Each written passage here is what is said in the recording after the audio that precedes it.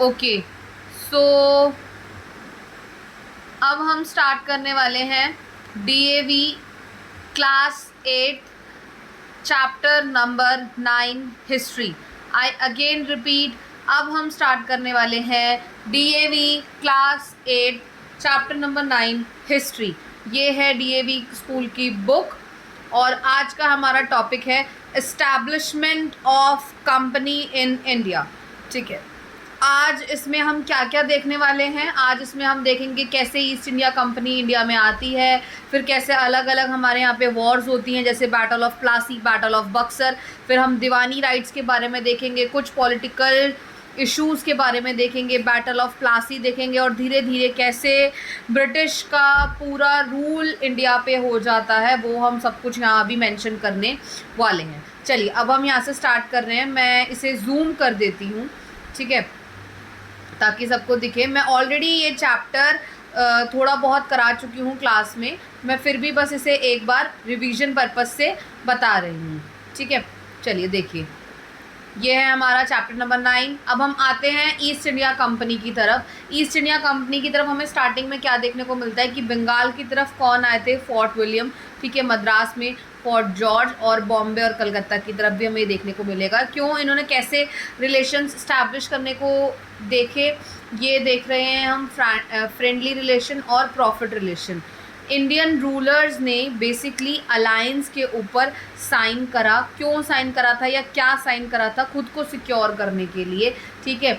और यहाँ पर धीरे धीरे करके हम देखेंगे कि इंटरनल रिलाइवरीज होंगी और इंग्लिश, मतलब यहाँ पे बहुत बार टर्म आएगा इंग्लिश या East India Company, which we also consider the British rule. ठीक है, तो हम वहाँ देखते हैं बेसिकली ब्रिटिश रूल की पॉलिसी क्या थी। ब्रिटिश रूल की पॉलिसी सिंपल थी, डिवाइड एंड रूल की पॉलिसी।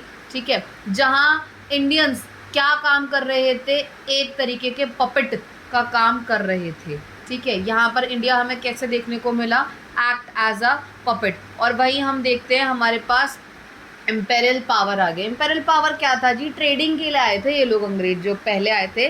जब अंग्रेज़ों ने बेसिकली ईस्ट इंडिया कंपनी ने जब एंट्री मारी इंडिया में, तो वो क्यों आए? ट्रेडिंग के लिए आए। ट्रेडिंग इंटरेस्ट दिखाया, और किन्होंने दिखाया था? यूरोपियन ट्रेडर्स ने दिखाया था। शुरुआत उनकी एज अ ट्रेडिंग कंपनी से हुई, बाद में धीरे धीरे उन्होंने पॉलिटिकल कंट्रोल हमारे पे स्टैब्लिश करा और पूरे इंडिया के ऊपर अपना रूल को स्टैब्लिश कर लिया। और धीरे धीरे और क्या बन गए वो? Monopoly. What is the monopoly? Monopoly का मतलब होता है सिर्फ एक का अधिकार, और जो कि कौन थे जी?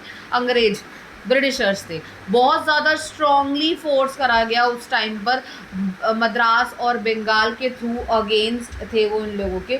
ठीक है, मतलब हम कह सकते हैं कि जब मोनोपोली होना स्टार्ट हुई तो कौन सबसे ज़्यादा अगेंस्ट में रहा होगा? तो कौन रहा होगा? मद्रास और बंगाल। ठीक है, तो ट्रेडिंग के बहाने से आए हुए अंग्रेज़ अब धीरे धीरे सरकार के रूप में हमें देखने को मिले। गवर्नमेंट धीरे धीरे बन चुकी थी। यहाँ से होता है चैप्टर मेन तरीके से स्टार्ट। हम यहाँ देखेंगे कार्नेटिक वॉर। कार्नेटिक वॉर किन के बीच में थी? कार्नेटिक वॉर थी इंग्लिश और फ्रेंच के बीच में। ध्यान से समझना, यहाँ से कॉन्सेप्ट समझोगे तो आपको समझ में आएगा कि भैया कब से लड़ रहे हैं ये लोग। आप अगर एक्चुअल चीज़ें देखोगे तो 1600 के अराउंड था ये। ठीक है, तो आप देखोगे कि किसके बीच में लड़ाई हो रही है? इंग्लिश और फ्रेंच के बीच में। क्यों हो रही है जी?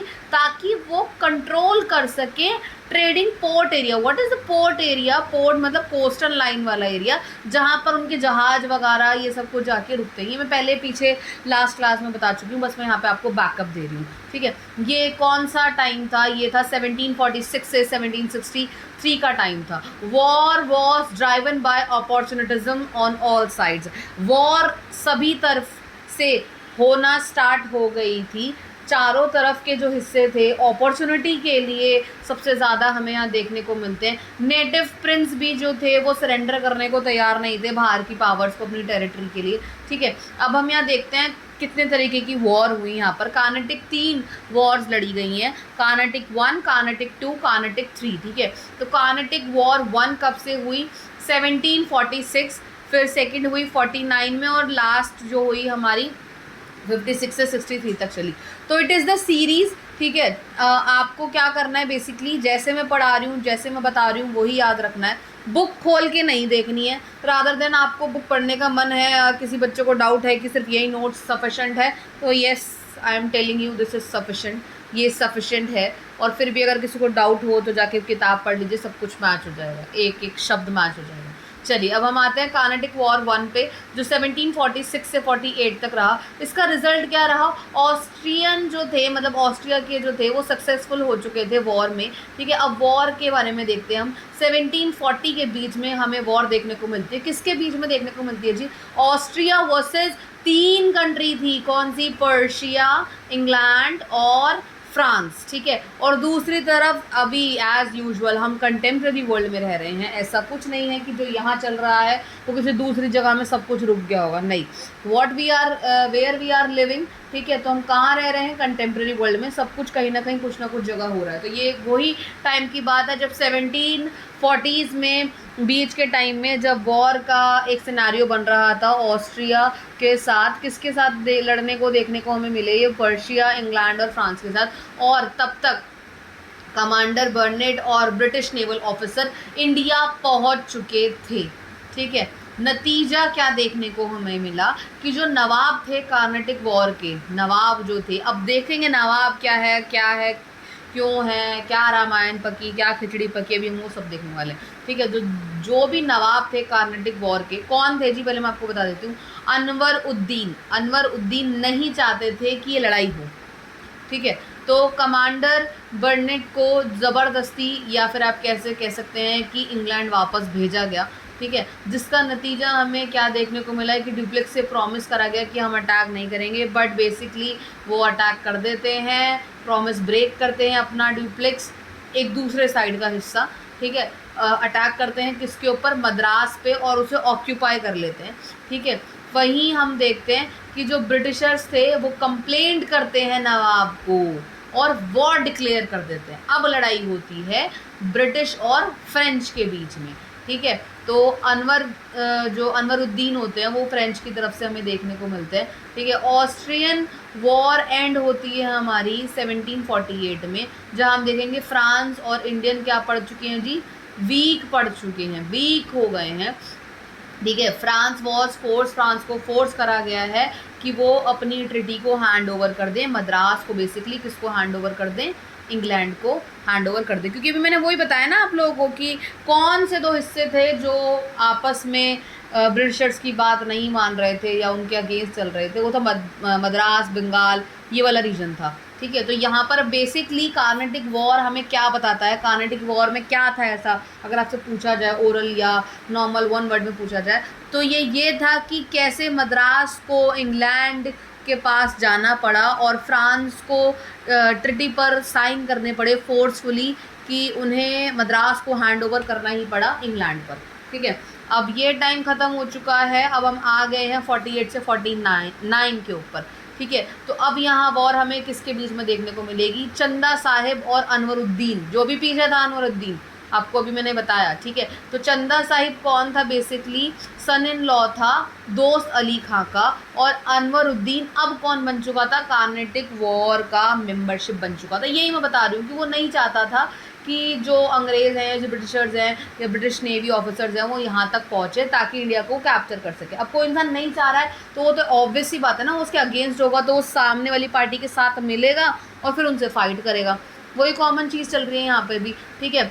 अब इनकी डेथ के बाद, किसकी डेथ के बाद जी? निज़ाम उल मुल्क की डेथ के बाद, जो कि दक्कन के सूबेदार थे। कौन थे? निज़ाम उल मुल्क दक्कन के सूबेदार थे। 1748 में हम देखते हैं कि इनका बेटा था और इनका पोता था, ठीक है। निज़ाम उल मुल्क का बेटा और पोता, इनके बेटे का नाम था नसीर जंग और इनके पोते का नाम था मुजफ्फर जंग, ठीक है। इन दोनों के बीच में ये कलेश करवा के चले जाते हैं, बिटवीन फाइट देम, ठीक है। और हम यहाँ देखते हैं कि फ्रेंच जो है वो एक सीक्रेट ट्रिटी कर लेता है मुजफ्फर जंग से और चंदा साहिब से, और जो बाद में इन्हें हेल्प करते हैं, ठीक है। अब यही होता है, डिफीट होते हैं, बाद में हारे जाते हैं। कौन हारे जाते हैं जी?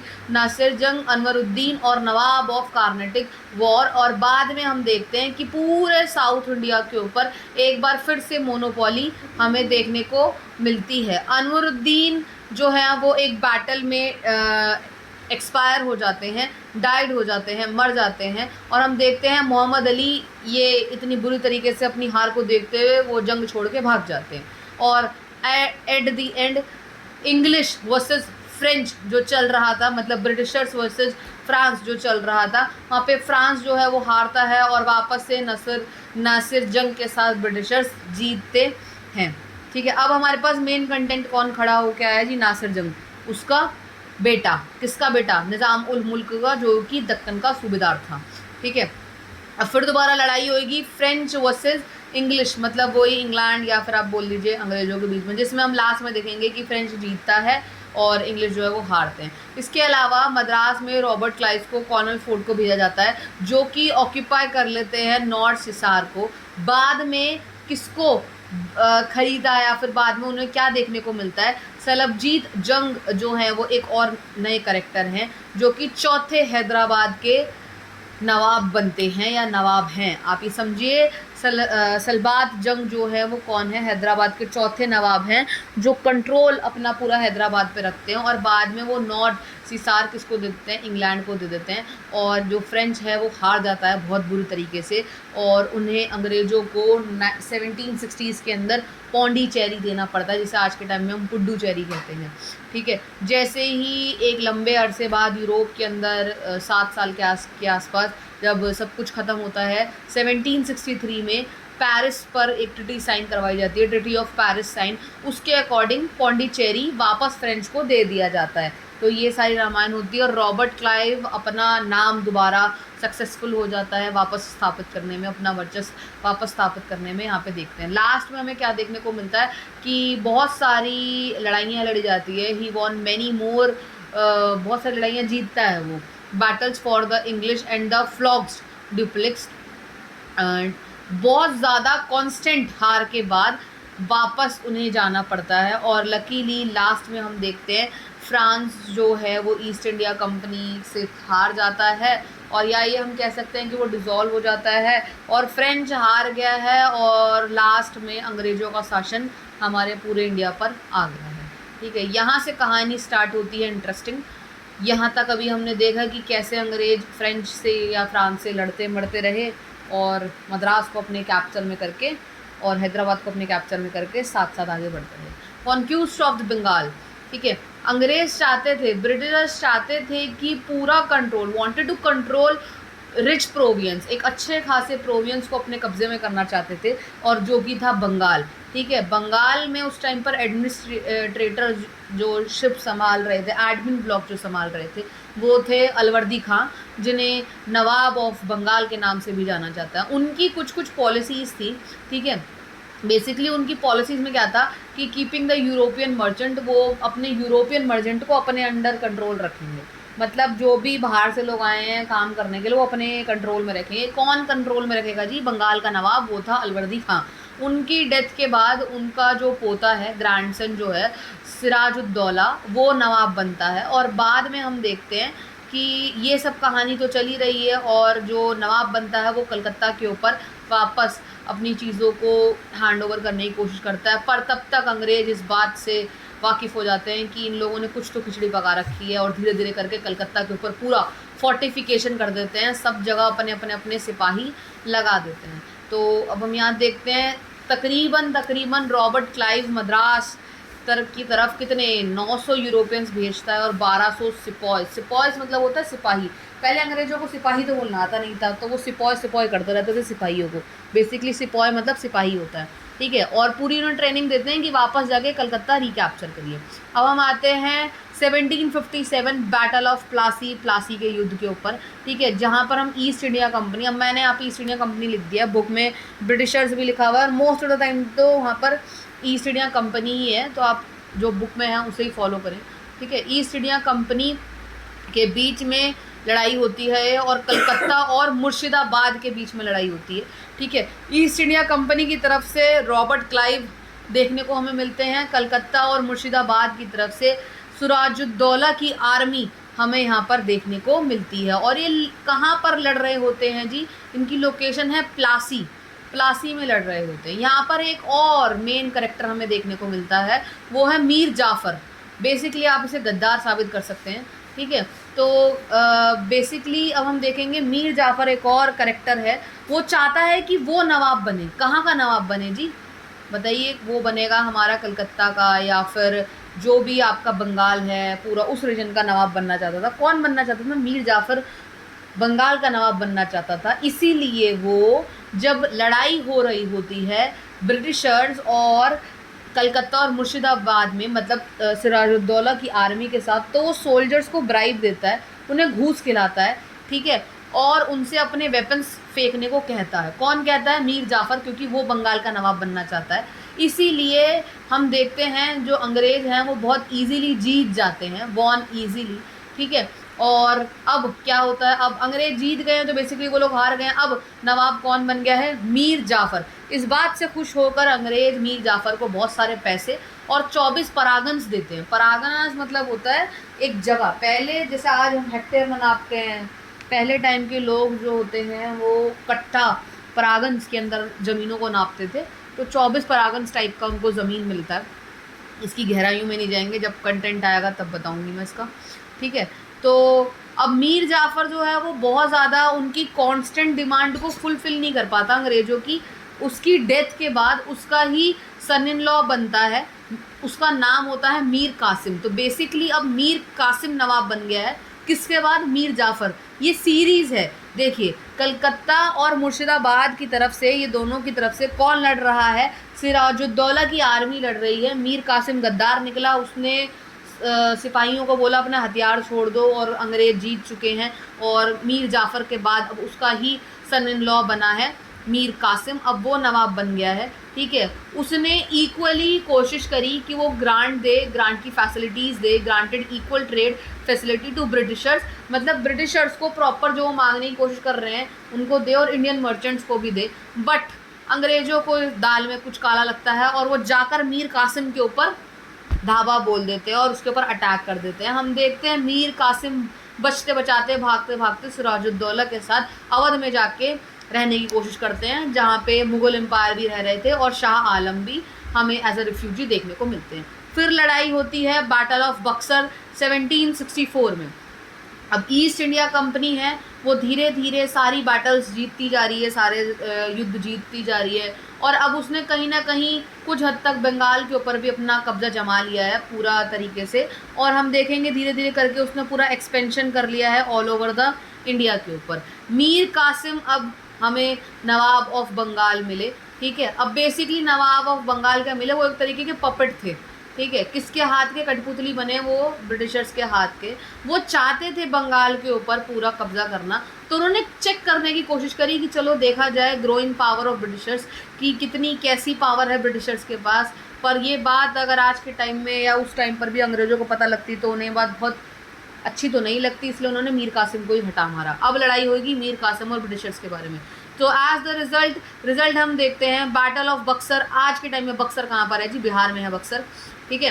तो अब लड़ाई होती है ब्रिटिशर्स और कुछ आर्मीज़ के बीच में। अब ये आर्मीज़ कहाँ थी? मैंने आपको बताया था मीर कासिम बचते बचाते भागे थे, सिराजुद्दौला, शाह आलम और मीर कासिम एक जगह पर जहाँ था अवध, ठीक है। इन लोगों ने अपनी बची कुची आर्मी को इकट्ठा करा और फिर दोबारा लड़ने मरने चले जाते हैं ये लोग अंग्रेज़ों के पास, ब्रिटिशर्स के पास। तो हम देखते हैं कि इन्होंने अपनी आर्मी इकट्ठी कर ली है। अब मीर कासिम कहाँ से लड़ रहे थे? मीर कासिम लड़ रहे थे बंगाल की तरफ से। शाह आलम 2 उस टाइम पर थे जो कि मुग़ल एम्पायर थे, और सिराजुद्दौला अवध के नवाब थे, ठीक है। और ब्रिटिशर्स की तरफ से कौन लड़ रहा था? मेजर हेक्टर मुनरो नाम का व्यक्ति लड़ रहा था। और ये अंग्रेज़ों के लिए लड़ाई बहुत ज़्यादा अच्छी होने वाली थी, क्योंकि अगर सामने वाली पार्टी हारती, मतलब इन लोगों की मीर कासिम, शाह आलम और सिराजुद्दौला की जो आर्मी है वो हारती, तो ब्रिटिशर्स के पास एक बहुत बड़ा एरिया आने वाला था। और ऐसा ही होता है कि वो लोग हार भी जाते हैं, ठीक है। तो बेनिफिशियल था, उनको रूल करना बहुत अच्छा था। इसी के चलते ये लोग दीवानी लेके आते हैं। दीवानी एक पक्षी का नाम नहीं, एक रूल है जहाँ पर हम देखते हैं the right to collect revenue. सभी तरीके से आप रेवेन्यू मतलब होता है टैक्स, उनको जमा करेंगे। और ये टैक्स कहाँ कहाँ से ले रहे थे? बंगाल, बिहार और उड़ीसा, यहाँ से ले रहे थे, ठीक है।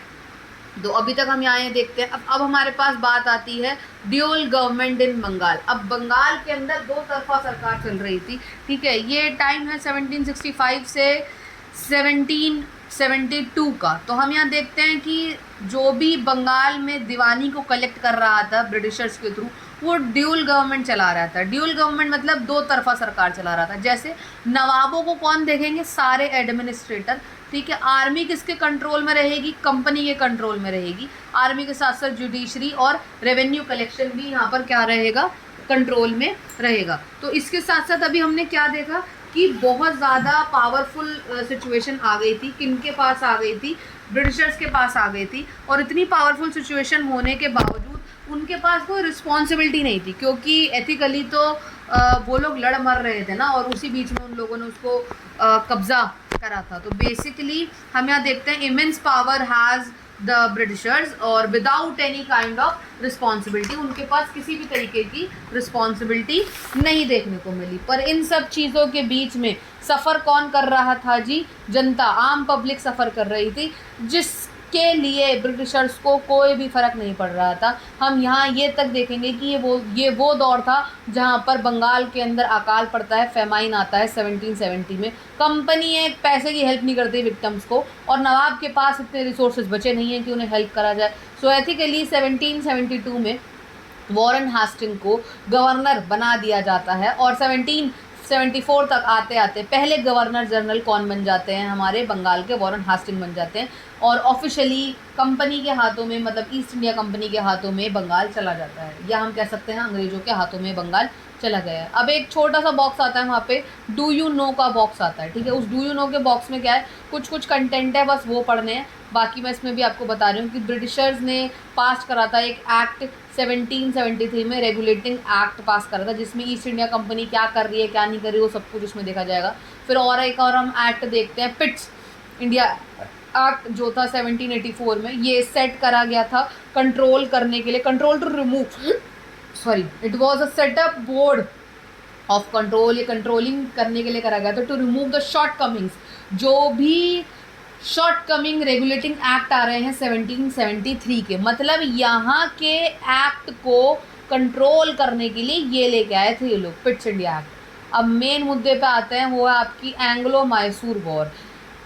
After the death of Raja of Mysore, Mysore की राजा की डेथ के बाद 1760 में वायदौर डायनेस्टी आई, ठीक है। वहाँ पर हम देखते हैं हैदर अली का राज चलता है मैसूर के अंदर, और उसने अपनी जो टेरिटरी थी वो बहुत अच्छे से एक्सटेंड करी, वो काफ़ी अच्छा था। अब आप देखोगे हैदर अली को हराने में अंग्रेज़ों को भाई बहुत मशक्क़त करनी पड़ी। देखो उसने कहाँ तक एक्सटेंड करा, मतलब कुछ हद तक इसने इंडिया का साउथ इंडिया अपने पास रख लिया था। ये कुछ रीजन्स हैं, ये आपको ऐसे ही नाम याद रखने पड़ेंगे। At this time Warren Hastings face stiff resistance from the Marathas, और इस टाइम पर हम देखते हैं वॉरेन हास्टिंग जो था वो मराठास के बीच में उलझा पड़ा था, ठीक है, नॉर्थ की तरफ, और हैदर अली मैसूर के अंदर हमें यहाँ देखने को मिला। तो बेसिकली यहाँ पर हमें 4 एंग्लो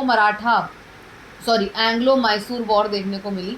कौन सी वॉर देखने को मिली? 4 एंग्लो मैसूर वॉर। हमें ये यहीं से ही याद करना है, जैसा मैं दिखा रही हूँ, जैसा बता रही हूँ, ऐसे ही याद कीजिए, बहुत जल्दी याद होगा। बाकी जिसको टाइम चाहिए तो पढ़ो किताबें, दिमाग ख़राब करो अपना किताबों में, पर ये बहुत ईजी तरीका है याद करने का, इसे ऐसे ही याद करो, ठीक है। पहली एंग्लो मैसूर वॉर थी 1767 से 69 तक में, जहाँ पर हैदर अली कैप्चर कर लेता है मद्रास को। और अब लड़ाई किसके साथ होगी इनकी? हैदर अली की लड़ाई बेसिकली किसके साथ है? उनकी लड़ाई है अंग्रेज़ों के साथ, ठीक है। किसकी लड़ाई है? हैदर अली की अंग्रेज़ों के साथ लड़ाई है, जिसमें अंग्रेज़ हार जाते हैं, हैदर अली जीतता है। अब अंग्रेज़ हार गए हैं तो ये अच्छा लगेगा अंग्रेज़ों को? नहीं जी, अंग्रेज़ वापस आते हैं कि नहीं अब तो हम तुमसे दोबारा लड़ेंगे। अब हैदर अली की पावर बढ़ती जा रही है, हैदर अली की पावर दिन प्रतिदिन बढ़ती जा रही है। इस बात से जेलस होकर, इस बात के रीज़न से, मैं आपको फिर दोबारा बता रही हूँ, क्वेश्चन पूछे जाते हैं कि ट्रिपल अलायंस क्या है और उसमें क्या रीज़न रहा कि वापस से हैदर अली और ब्रिटिशर्स के बीच में जंग हुई। तो यही हुआ था।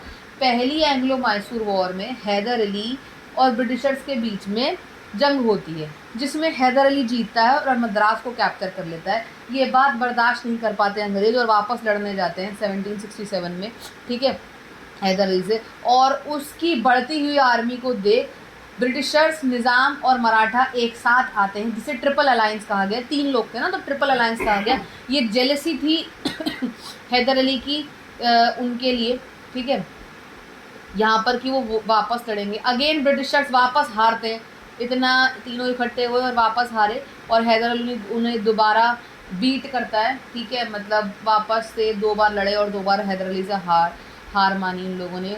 हैदर अली जीत गया और मराठा के साथ और निज़ाम के साथ हैदर अली ने पीस स्थापित कर लिया, मतलब शांति स्थापित कर ली। और अपने अकॉर्डिंग जो हैदर अली को ठीक लगा उसने अटैक कर दिया आरकोट के ऊपर, और मजबूरन अंग्रेज़ों को पीस ट्रीटी या म्यूचुअल हेल्प कोशिश करके कह लो या फोर्सफुली कह लो, जो मर्जी कह लो, मजबूरन, मैं तो मजबूरन बोलूँगी, ठीक है, पीसफुली ट्रीटी और एक्चुअल हेल्प की ट्रीटी उन्हें साइन करनी पड़ी हैदर अली के साथ। तो एथिकली अंग्रेज़ों को एक बात पता लग गई थी कि हम हैदर अली से नहीं लड़ पा रहे हैं। इसी के चलते एंग्लो मैसूर टू हुआ, ठीक है, जहाँ हम देखते हैं 1780 से 84 में हुआ, जहाँ पर इंग्लिश और फ्रेंच के बारे में हम देखेंगे कि इंग्लिश मतलब वापस से जो इंग्लिश मैन है वो अटैक करेंगे किसके ऊपर, फ्रेंच के ऊपर। मतलब अंग्रेज़ अब चाहते हैं कि हम किस पे अटैक करें, फ्रेंच पे अटैक करें। वो कहाँ पे हैं? फ्रेंच इंग्लैंड में नहीं है बेटा, अभी भारत की बात हो रही है, तो भारत में आएंगे।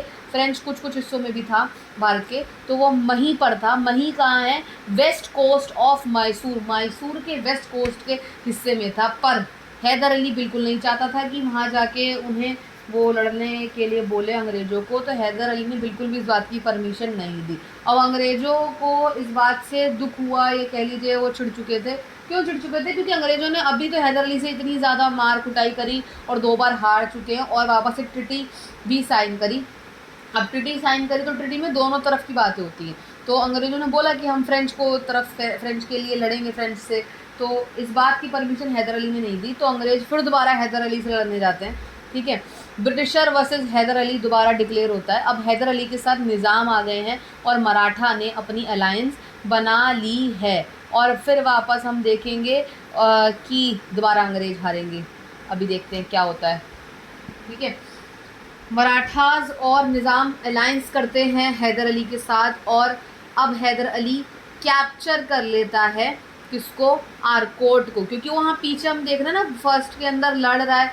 इस बात को जैसे ही पता लगता है ब्रिटिशर्स को कि भाई ये लोग अब अलायंस करके हमें मारने आ रहे हैं, तो आप ये कह सकते हैं कि डर के चक्कर में ब्रिटिशर्स ने हैदर अली की अलायंस को तोड़ने की कोशिश करी, या तोड़ा, ऐसा हम बोल सकते हैं।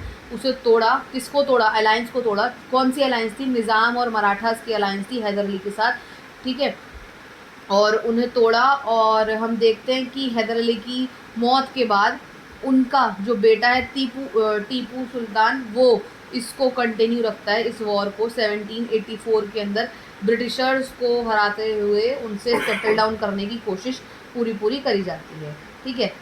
अब हम आते हैं एंग्लो मैसूर वॉर 3 1789 से 1902 में, जहाँ टीपू सुल्तान अलायंस कर लेता है फ्रेंच के साथ, ठीक है। तरवनकोर यहाँ पर एक जगह है, वहाँ पर 1789 में, जहाँ पर ब्रिटिश अलाय है, जहाँ चाहता है, अब ब्रिटिशर्स क्या चाहते हैं कि वो पूरी तरीके से टीपू सुल्तान को मार दे। क्यों नहीं मारना चाहते होंगे भाई साहब? पहले तो उसके पिता ने उन्हें दुखी करके रखा, जितनी बार लड़ने के लिए आए हर बार ब्रिटिशर्स जो है वो हारते रहे। फिर बाद में अब बेटा आया, बेटे को तो मारना चाहेंगे, क्योंकि कैप्चर एक तो हिस्सा है ना, सारा पूरा का पूरा जोन उसके हाथ में है, बहुत बड़ा हिस्सा उनके हाथ लगता। So war started between the two defeating in the Mysore, और वॉर एंड होती है श्रीरंगापट्टनम के अंदर। और हम देखते हैं एक टाइम बाद फोर्सफुली, ठीक है, टीपू सुल्तान को उसके ऊपर साइन कराए जाते हैं ट्रीटी के ऊपर, और टीपू सुल्तान को अपने 2 बेटों के साथ, जो उनके 2 बेटे तब तक हो चुके थे, अपनी आधी टेरिटरी ब्रिटिशर्स को देनी पड़ती है। अब यहाँ पर लड़ाई होती है एंग्लो मैसूर वॉर 4, जो 1799 में होती है। 1798 में हमारे लॉर्ड विल्सली गवर्नर जनरल थे। अब टीपू सुल्तान फ्रेंच के साथ अलायंस बनाते हैं टू सीन, क्योंकि वो देख रहे थे कि कैसे तेज़ी से ईस्ट इंडिया कंपनी बढ़ रही है। कह लीजिए कि उनका उनको थ्रेट था कि वापस उनके ऊपर चारों तरफ से अटैक करा जाएगा मैसूर के ऊपर, और हुआ भी कुछ ऐसा ही कि हम देखते हैं नॉर्थ की तरफ से किसने अटैक करा, निज़ाम और मराठा ने, और दूसरी तरफ से मतलब तीनों तरफ से मैसूर पे किसने अटैक करा, अंग्रेज़ों ने यहाँ पर अटैक करा। आपको बुक में मैप दे रखा है, मैप पे ये बहुत क्लियर कट दिखाया गया है। और हम देखते हैं तीनों तरफ के वॉर के बाद मैसूर के ऊपर अंग्रेज जीतते हैं और टीपू सुल्तान को मारा जाता है, वो मर जाते हैं। और टिल 1947 तक सब कुछ किनके हाथ में रहता है, अंग्रेज़ों के हाथ में हमें देखने को मिलता है। ठीक है, अब हम आते हैं हमारे टॉपिक पर, that is the Anglo Maratha war, जो 1775 से 1818 तक चली। और ये कन्फ्लिक्ट था किसके बीच में, ब्रिटिशर्स और मराठास के बीच में। अब ये लड़ाई किसके बीच में चल रही थी, ब्रिटिशर्स और मराठास के बीच में चल रही थी। ठीक है, पहली एंग्लो मराठा वॉर जो हुई वो 1775 में हुई, 82 तक चली, फिर 1803 से 5 तक चली और 17 से 18 तक चली। अब बेसिकली ये लोग क्या चाहते थे, अब यहाँ से देखिए, ब्रिटिशर्स जो थे वो चाहते थे कि वो पेशवा के साथ और रघुनाथ राव के साथ अलायंस बनाए अपनी पावर्स को बढ़ाने के लिए, और ये लड़ रहे थे। बेसिकली ये लड़ाई थी। ठीक है, ये लड़ाई किसके बीच में थी, ब्रिटिशर्स चाहते थे कि वो अलायंस करें पेशवा और रघुनाथ से, और ये सब मिलके किससे लड़े, माधवराव सेकंड से लड़े। ठीक है, यहीं पर हमें देखने को मिलता है एक और ड्रॉबैक, माधवा शिफ्टियंस जो बैक वापस जाते हैं माधवा राव की तरफ। हम यहाँ देखेंगे कि जो ब्रिटिशर्स है वो रघुनाथ राव को 2500 आदमी देते हैं, जिसके बदले में ये पिक्चर थोड़ी ब्लर है पर आपकी नोटबुक में, जिसके बदले में जो रघुनाथ है वो भी ब्रिटिशर्स को बहुत कुछ देता है, जैसे सेलेस्टेस देता है, बेसीन देता है, और कुछ पार्ट ऑफ रेवेन्यू भी देखता है। रेवेन्यू मतलब टैक्स, आई अगेन रिपीट, कौन कौन से हिस्से का देखता है, ब्रोच का और सूरत डिस्ट्रिक्ट का उसे टैक्स देता है। 1782 के अंदर एक ट्रिटी साइन कराई जाती है, ट्रिटी ऑफ सालाबाई, 2 लोगों से साइन कराई जाती है, और इसमें बताया जाता है इस ट्रिटी में कम से कम हम 20 साल तक तो तुम पे लड़ाई नहीं करेंगे। मतलब अंग्रेज़ों ने अलायंस बनाई है मराठास के साथ कि हम तुम्हारे साथ कम से कम 20 सालों तक तो लड़ाई नहीं करने वाले हैं। अब हम देखेंगे एंग्लो मराठा वॉर 2 के बारे में हमें देखने को मिलता है, जहाँ 1801 के अंदर कन्फ्लिक्ट होता है जी, बहस होती है 2 लोगों के बीच में, 2 ग्रुप्स के बीच में, मराठा और पेशवाशिप। पेशवाशिप क्या है, बेसिकली पेशवाशिप का मतलब है एक सब्सिडरी अलायंस बनती है। ठीक है, सब्सिडरी अलायंस किसके बीच में बनती है, पेशवा बाजीराव 2 और अंग्रेजों के बीच में। ये किससे लड़ने जाते हैं, जसवंत राव होलकर से लड़ने जाते हैं। ठीक है, और ब्रिटिशर्स जो हैं वो इसको क्या देते हैं, प्रोटेक्शन देते हैं। किसको प्रोटेक्शन देते हैं, पेशवा को। ब्रिटिशर्स जो है वो पेशवा को प्रोटेक्शन देते हैं। ठीक है, और जसवंत राव होलकर को भार उठाकर फेंक दिया जाता है। बेसिकली अब ये लोग जीत चुके हैं और ये लोग क्या कर चुके हैं, हार चुके हैं।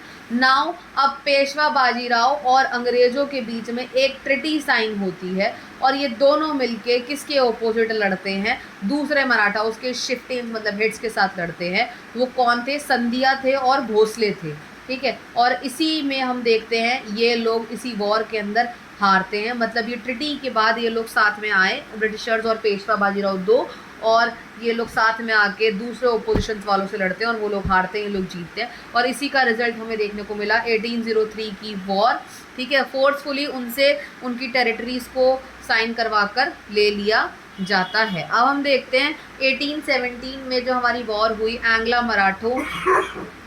एंग्लो मराठा वॉर 1817 से 18 तक, जहाँ पर हम देखेंगे पेशवा बाजीराव अभी अंग्रेज़ों के साथ तो काम कर रहे हैं पर उन्हें मज़ा नहीं आ रहा है, उन्हें अच्छा नहीं लग रहा है कि हम बेसिकली अभी भी सबऑर्डिनेट पोजीशन में ही हैं, अब हम अभी भी अंग्रेज़ों के नीचे ही काम कर रहे हैं। ठीक है, तो ये जो पेशवा बाजीराव है ये पूरी कोशिश करते हैं कि हम अब किसके साथ, मराठों के साथ मिलकर, उनके हेड्स के साथ मिलके अब हम ब्रिटिशर्स के खिलाफ लड़ते हैं। ठीक है, तो ये लोग इकट्ठे होते हैं सारे मराठा और अंग्रेज़ों से लड़ने की कोशिश करते हैं, पर ऐसा कुछ हो नहीं पाता, लड़ नहीं पाता, ये फेल हो जाते हैं और अंग्रेज़ जीत जाते हैं। और बुरी तरीके से मराठों को ज़बरदस्ती या फिर कह लीजिए बहुत भूखी खानी पड़ती है और उनको सरेंडर करना पड़ता है।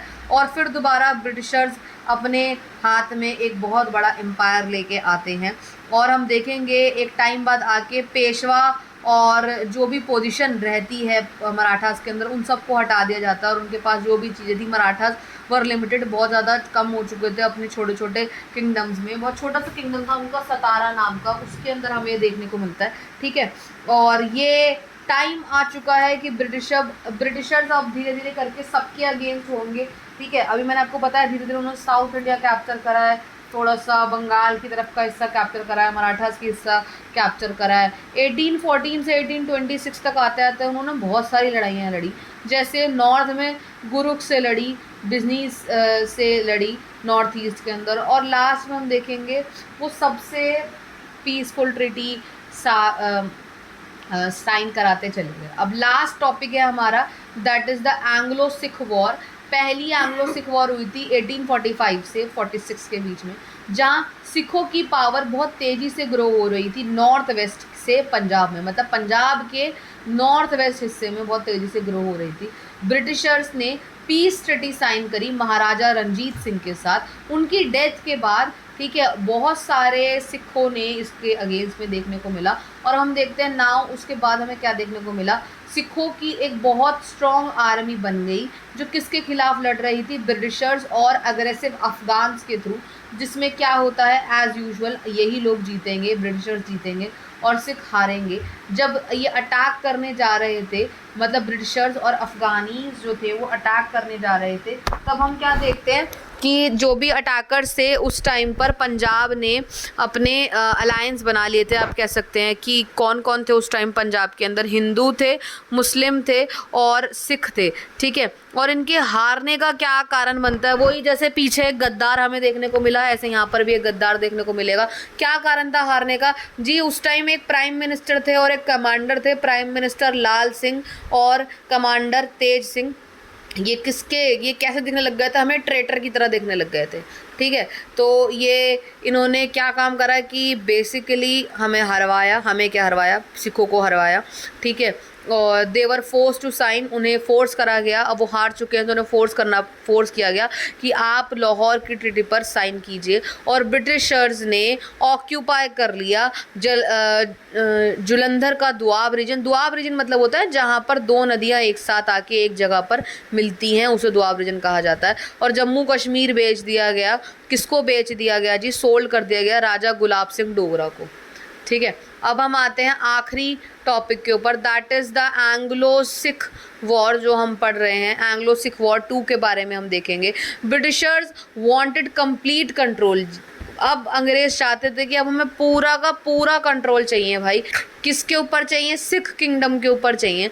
द इमीडिएट कॉज, जैसे इमीडिएट कॉज हमें देखने को मिला लाल सिंह के ऊपर। अब ये तो उनके साथ थे ना जी, प्राइम मिनिस्टर जो गद्दार, वैसे मैंने कहा कि लाल सिंह और तेज सिंह, तो इन्होंने उनके ऊपर कॉन्स्पिरेंसी केस डाला और उसको भी अंदर फेंक दिया जेल के।